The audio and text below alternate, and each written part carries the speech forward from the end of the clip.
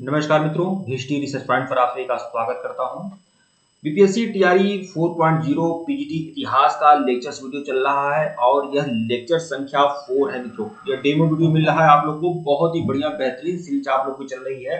और अगर परीक्षा होने तक, टीआरई 4.0 के एग्जाम होने तक अगर आप लोगों ने हिस्ट्री रिसर्च पॉइंट को फॉलो कर लिया है तो बेहतरीन परिणाम आप लोग को देखने को मिलेंगे। बहुत ही बढ़िया बेहतरीन सीरीज चल रही है और काफी दिनों से गैप था और उसके लिए क्षमा चाहेंगे, थोड़ा व्यस्तता थी जिसकी वजह से काफी दिनों तक क्लास गैप थी।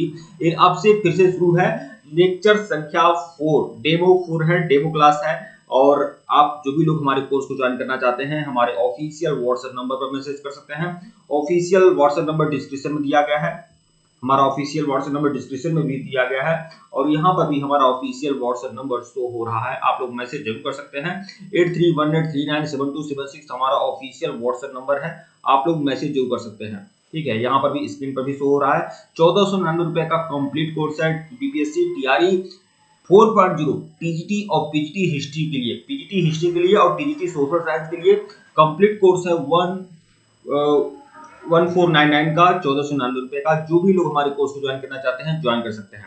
देखिए मित्रों, यहाँ पर जो भी आपको मटेरियल मिलेगा बेहतरीन मिलेगा, जबरदस्त मिलेगा, रामबाण मिलेगा। आप लोग को हैंड रिटन नोट्स भी मिलेगा, पीपीटी नोट्स भी मिलेगा, लेक्चर्स, वीडियो, टेस्ट सीरीज, आप लोग को सब कुछ आप लोग को उपलब्ध कराए जाएंगे। जो भी मिलेगा बेहतरीन मिलेगा। ठीक है, यहाँ पर मैंने लॉर्ड कैनिंग से रिलेटेड मैंने वीडियो दिया हुआ था और यह पहला वीडियो था लॉर्ड कैनिंग।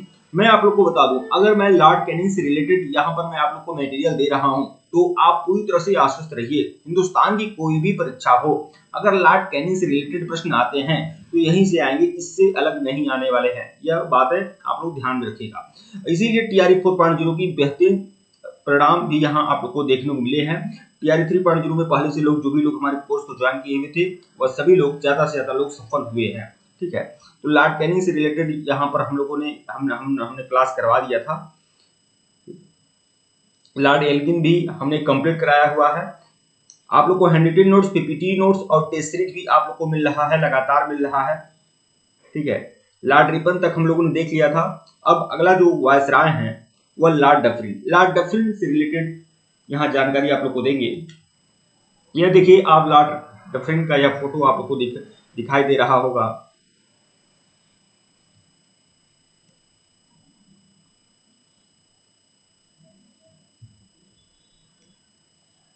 लॉर्ड डफरिन का जो कार्यकाल है, एक मिनट थोड़ा सा हम कलर चेंज कर लेते हैं। देखिए, लॉर्ड डफरिन का जो कार्यकाल है वह 1884 से लेकर 1888 तक, 1884 से लेकर 1888 तक यह क्या थे, भारत के वायसराय थे। ठीक है, आप जानकारी के लिए, आपकी जानकारी के लिए बता दूं, 1857 की क्रांति हुई और क्रांति के फलस्वरूप बहुत सारे परिवर्तन हमारे हिंदुस्तान में हुए थे। सबसे पहले तो ईस्ट इंडिया कंपनी के शासन का अंत कर दिया गया और ब्रिटिश क्राउन के शासन का प्रारंभ किया गया। और इसके साथ ही साथ जब भारत का गवर्नर जनरल कहा जाता था उस नाम का परिवर्तन किया गया और अब भारत का गवर्नर जनरल नहीं, भारत का वायसराय होने लगा। तो 1857 की क्रांति के बाद 1858 का भारत सरकार अधिनियम आया और उसमें यह चेंजेस किया गया कि अब भारत का गवर्नर जनरल नहीं कहा जाएगा, भारत का वायसराय कहा जाएगा। तो लॉर्ड डफरिन 1884 से 1888 तक भारत के वायसराय रहे और इन्होंने बहुत सारे कार्य किए जो काफी स्तर तक यह बहुत ही फलदायी था भारतीयों के लिए और बहुत सारी महत्वपूर्ण घटनाएं इनके समय में घटित हुई थी। किसानों के हितों की रक्षा के लिए बंगाल में इन्होंने टेनेंसी एक्ट लागू किया था। कब? 1885 में। तो बंगाल टेनेंसी एक्ट कब लागू हुआ? परीक्षाओं में पूछा जाने वाला बेहतरीन प्रश्न है, बार बार पूछा जाता है। तो बंगाल टेनेंसी एक्ट 1885 में लागू हुआ था और लॉर्ड डफरिन के समय में ही लागू हुआ था। पंजाब में भी देखिए, बंगाल में टेनेंसी एक्ट 1885 में और पंजाब में टेनेंसी एक्ट जो लागू हुआ 1887 में। परीक्षा में पूछा जाए बंगाल टेनेंसी एक्ट कब लागू हुआ तो 1885, पंजाब टेनेंसी एक्ट कब लागू हुआ तो 1887। यह महत्वपूर्ण, इन्होंने आते आते यह कार्य किए थे। ठीक है, और सबसे बड़ी चीज तो आप लोग जानते हैं कि इनके समय में भारतीय राष्ट्रीय कांग्रेस की स्थापना हुई थी। ठीक है, बाकी काम देखिए। अब जमींदार किसानों से भूमि नहीं छीन सकते थे। अब जमींदार जो थे, देखिए, बंगाल टेनेंसी एक्ट 1885 में और पंजाब टेनेंसी एक्ट 1887 में, जिसमें किसानों को पावर दिया गया, किसानों को ज्यादा पावर दिया गया, जिसके फलस्वरूप अब जमींदार किसानों से उनकी भूमि नहीं छीन सकते थे। यह पावर किसानों को मिला कि अब वह अपने जमीन के जमीन के अधिकारी बन गए। ठीक है, भारतीय स्त्रियों की रक्षा के लिए लेडी डफरिन फंड। अब देखिए लॉर्ड डफरिन क्या करते हैं, भारतीय स्त्रियों की रक्षा के लिए लेडी डफरिन फंड की स्थापना हुआ कब, 1885 में। यह महत्वपूर्ण परिवर्तन इनके समय में हुआ था। ठीक है, इन्हीं के समय में तृतीय आंग्ल बर्मा युद्ध हुआ। तृतीय आंग्ल बर्मा युद्ध इनके समय में हुआ। पहला आंग्ल बर्मा युद्ध 1826 में, द्वितीय आंग्ल बर्मा युद्ध 1852 में और तृतीय आंग्ल बर्मा युद्ध हुआ था 1886 में। तृतीय आंग्ल बर्मा युद्ध इन्हीं के समय में हुआ था, यही वायसराय थे। और यह जब तृतीय आंग्ल बर्मा युद्ध हुआ, ठीक है, उसके फलस्वरूप बर्मा को जीतकर भारत में मिला दिया गया। बर्मा को जीतकर भारत में मिला दिया गया 1886 में। बाद में बर्मा पृथक हो जाता है, 1937 में बर्मा को अलग कर दिया जाता है भारत से। ठीक है, 1886 में बर्मा को मिलाया जाता है और 1937 में बर्मा को अलग किया जाता है। ठीक है, भारतीय राष्ट्रीय कांग्रेस की स्थापना इनके समय में हुई थी 1885 में। इलाहाबाद विश्वविद्यालय की स्थापना इनके समय में हुई थी कब, 1887 में। 1887 में इनके समय में इलाहाबाद विश्वविद्यालय की स्थापना हुई थी।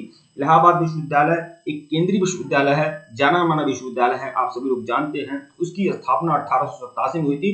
बीएचयू से पहले भी, बनारस हिंदू विश्वविद्यालय से पहले इलाहाबाद विश्वविद्यालय की स्थापना 1887 में हुई थी। ठीक है, तो यह देखिए, यह जो भी चीजें, बस इतना मैं बता रहा हूं लॉर्ड डफरिन के बारे में। अगर लॉर्ड डफरिन से रिलेटेड प्रश्न आएंगे तो यहीं से आएंगे, इससे अलग नहीं आने वाले हैं। ठीक है, यह दावा केवल हिस्ट्री रिसर्च पॉइंट पे किया जा सकता है, बाकी चैनल पे नहीं किया जा सकता है। इसलिए मैं आप लोग सभी लोगों से कहता हूं कि आप लोग इस चैनल से बिल्कुल जुड़ जाएं, और जो लोग हमारे कोर्स को ज्वाइन करना चाहते हैं ज्वाइन कर सकते हैं, और बेहतरीन परिणाम आप लोग को देखने को मिलेगी टीआरई 4.0 में। ठीक है, हम लोगों ने लॉर्ड डफरिन को देख लिया। अब देखिए लॉर्ड लैंसडाउन। लॉर्ड लैंसडाउन और इनका जो कार्यकाल है, यह एक महत्वपूर्ण वायसराय है। इनका जो कार्यकाल है वह 1888 से लेकर 1894 तक। आइए थोड़ा सा कलर चेंज कर लेते हैं। देखिए लॉर्ड लैंसडाउन जो है, इनका जो कार्यकाल है वह 1888 से लेकर 1894 तक, 6 वर्षों तक यह भारत के वायसराय रहे। और सबसे बड़ी चीज, इनके समय में डूरंड लाइन विकसित की गई, डूरंड रेखा विकसित की गई। मतलब पहले पाकिस्तान तो था ही नहीं, न पाकिस्तान था न बांग्लादेश था। तो पाकिस्तान बांग्लादेश नहीं था, तो भारत की सीमा जो टच करती थी वह सीधे सीधे अफगानिस्तान से टच करती थी, आज भी टच करती है। लगभग 80 किलोमीटर की जो रेखा है वह भारत और अफगानिस्तान के साथ टच होता है। ठीक है, लेकिन पहले ज्यादा लाइन थी। भारत और अफगानिस्तान के बीच सीमा रेखा जो था वह एक बड़ी सीमा रेखा थी। तो भारत और अफगानिस्तान के मध्य जो सीमा निर्धारण हुआ है वह डूरंड लाइन के द्वारा निर्धारण हुआ है, जिसे डूरंड रेखा कहा जाता है। डूरंड रेखा या डूरंड लाइन, भारत और अफगानिस्तान के मध्य सीमा निर्धारण डूरंड लाइन के द्वारा निर्धारित होता है। ठीक है, तो यह जो लाइन विकसित किया गया था, या जो डूरंड रेखा खींची गई थी, वह लॉर्ड लैंसडाउन के कार्यकाल में खींची गई थी। ठीक है, देखिए बाल गंगाधर तिलक, लोकमान्य बाल गंगाधर तिलक, आप जानते हैं भारतीय राष्ट्रीय कांग्रेस के गर्म दल के नेताओं में विख्यात हैं बाल गंगाधर तिलक। और बाल गंगाधर तिलक ने गणपति उत्सव शुरू किया था। आज जो गणपति उत्सव मनाया जाता है, भारत में ही नहीं विश्व के अलग अलग भागों में जहां भी भारतवंशी हैं वहां गणपति उत्सव बहुत ही हर्ष उल्लास के साथ मनाया जाता है। तो यह जो गणपति उत्सव है, इसकी शुरुआत करने वाले, प्रारंभ करने वाले जो थे वो लोकमान्य बाल गंगाधर तिलक थे। और इसका प्रारंभ कब हुआ था, 1893 में हुआ था। लोकमान्य बाल गंगाधर तिलक ने गणपति उत्सव का जो प्रारंभ किया था वह 1893 में प्रारंभ किया था। कहां से, बंबई से ही। ठीक है, और शिवाजी उत्सव, देखिए गणपति उत्सव की शुरुआत 1893 में हुई और शिवाजी उत्सव की शुरुआत कब हुई थी, 1895 में हुई थी। मतलब भारत के लोग अपने सभ्यता पर, अपने संस्कृति पर, अपने देश पर गर्व कर सकें, और भारत और विदेशी जो संस्कृति है, विदेशी जो वातावरण है उससे पृथक हो सके, कम से कम इतना उनके अंदर स्वाभिमान विकसित हो सके। इसीलिए लोकमान्य गंगाधर तिलक ने गणपति उत्सव की शुरुआत किया था 1893 में, और शिवाजी उत्सव की शुरुआत किया था 1895 में। इन दोनों वर्षों को आप लोग ध्यान रखिएगा, बार बार परीक्षा में पूछा जाने वाला प्रश्न होता है, जो बार बार पूछा जाता है। आगे देखिएगा, देखिए मणिपुर विद्रोह। मणिपुर में आज भी मणिपुर में विद्रोह होता ही है, आप जानते हैं। मतलब अब तो बहुत ही कम हो चुका है। अब तो गृह अशांति की वजह से थोड़ा बहुत छिटपुट घटनाएं देखी जाती हैं। कुछ उग्रवादी दल मणिपुर में सक्रिय हैं। ठीक है, आज भी। ठीक है, और बहुत जल्द उस पर काबू भी सरकार पा पा भी रही है, लगातार प्रयास हो रहे हैं। तो बहुत पहले मणिपुर विद्रोह हुआ था, हालांकि वह जो था वो पॉजिटिव विद्रोह था, ठीक है। तो मणिपुर विद्रोह को शांत करने का श्रेय किसे जाता है, तो लॉर्ड डफरिन को ही मणिपुर विद्रोह को शांत करने का श्रेय जाता है। हालांकि वह जो विद्रोह था मणिपुर विद्रोह, उस समय देशभक्ति विद्रोह था, ठीक है, और वहां पर सही विद्रोह था, लेकिन लॉर्ड डफरिन ने उसे दबाया, ठीक है। 1891 में देखिए द्वितीय फैक्ट्री अधिनियम 2 बार लागू हुए थे। एक बार प्रथम फैक्ट्री अधिनियम 1881 में लॉर्ड रिपन के कार्यकाल में, और 1891 में द्वितीय फैक्ट्री अधिनियम लागू हुआ था, जब लॉर्ड लैंसडाउन भारत का वायसराय था, ठीक है।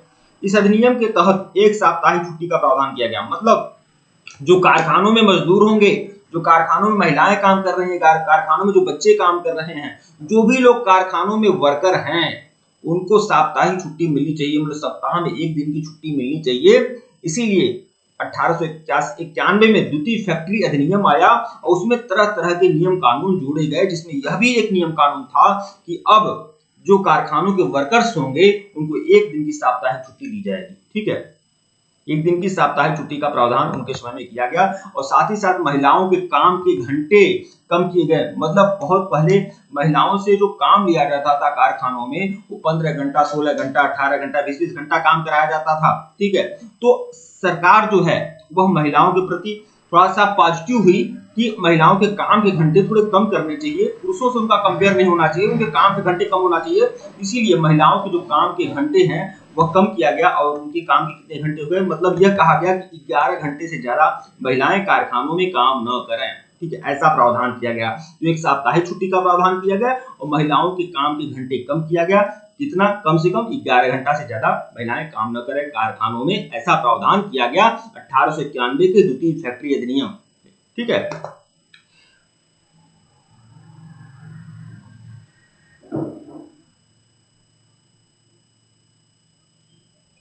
आगे देखिए 1892 में इंडियन काउंसिल एक्ट लागू हुआ। देखिए यह भी जो एक्ट है वो लॉर्ड लैंसडाउन के समय में लागू हुआ था, इंडियन काउंसिल एक्ट। कब? 1892 में, ठीक है। और इस एक्ट में क्या प्रावधान किया गया? भारत में निर्वाचन सिद्धांत का प्रारंभ किया गया कि भारत में निर्वाचन कैसे होना चाहिए, कैसे चुनाव होना चाहिए, कैसे इलेक्शन होना चाहिए, इस सिद्धांत का प्रारंभ किया गया 1892 की इंडियन काउंसिल एक्ट में। मतलब इंडियन काउंसिल एक्ट लागू कब हुआ था? तो 1892 में, 1892 का इंडियन काउंसिल एक्ट लागू हुआ था और उसमें निर्वाचन सिद्धांत का प्रारंभ किया गया था। मतलब यह कि भारत में निर्वाचन होगा, चुनाव होगा, इलेक्शन होगा, इसका प्रारंभ जो किया गया है इंडियन काउंसिल एक्ट 1892 के तहत किया गया है। तो यह बात मैंने आपको बताया, मैंने 2 वायसराय के बारे में आप लोगों को सही तरीके से जानकारी आप लोगों को दे दी, काफी हद तक, लॉर्ड डफरिन और लॉर्ड लैंसडाउन। और मैं पूरी तरह से आश्वस्त हूं, अगर इन दोनों वायसराय के बारे में प्रश्न आता है तो यहीं से आएगा जहां से मैंने आपको पढ़ा दिया है, बता दिया है, समझा दिया है, इससे अलग नहीं आने वाला है। तो बीपीएससी तैयारी 4.0 के प्रति जो भी लोग सक्रिय है, जो भी लोग इसमें डंका पीटना चाहते हैं, अपनी सफलता को उच्चतम स्तर पर पहुंचाना चाहते हैं, वो लोग हमारे ऑफिशियल व्हाट्सएप नंबर पर मैसेज कर सकते हैं। ऑफिशियल व्हाट्सएप नंबर डिस्क्रिप्शन में दिया गया है, यहाँ पर भी शो हो रहा है। आप हमारे कोर्स को ज्वाइन कर सकते हैं। 1499 रुपए का कंप्लीट कोर्स है, 1 ईयर सब्सक्रिप्शन के साथ है। इसमें आप लोग को बता दें, इसमें आप लोग का जो जनरल नॉलेज का है वह भी जनरल नॉलेज भी आप लोग का कंप्लीट कराया जाएगा। उसका भी हैंड रिटन नोट्स मिलेगा, पीपीटी नोट्स मिलेगा, लेक्चर्स वीडियो मिलेगा, टेस्ट सीरीज मिलेगा, एप्लीकेशन पर भी टेस्ट सीरीज आप लोग को मिलेगा। एप्लीकेशन का लिंक डिस्क्रिप्शन में है, आप सभी लोग हमारे कोर्स को ज्वाइन कर सकते हैं, जो भी लोग कोर्स ज्वाइन करना चाहें, ठीक है। ठीक है मित्रों, धन्यवाद आप लोग। टेलीग्राम बिल्कुल ज्वाइन करिएगा, व्हाट्सएप ग्रुप भी ज्वाइन कर लीजिएगा, व्हाट्सएप चैनल भी ज्वाइन कर लीजिएगा, लिंक डिस्क्रिप्शन में दिया गया है। धन्यवाद आप लोग को।